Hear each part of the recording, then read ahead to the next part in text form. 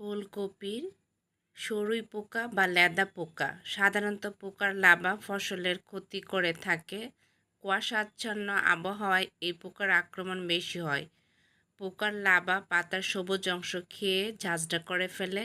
পাতা সবুজ রংবিহীন জালের মতো দেখায়।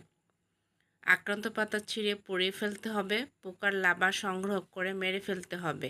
পোকার আক্রমণ বেশি দেখা দিলে প্রতি লিটার পানিতে 1 গ্রাম সারপার 5WDG মিশিয়ে গাছ ভিজিয়ে ভালোভাবে স্প্রে করতে হবে। কারণ এখন আমাদের আগাম ফুলকপির মৌসুম চলছে।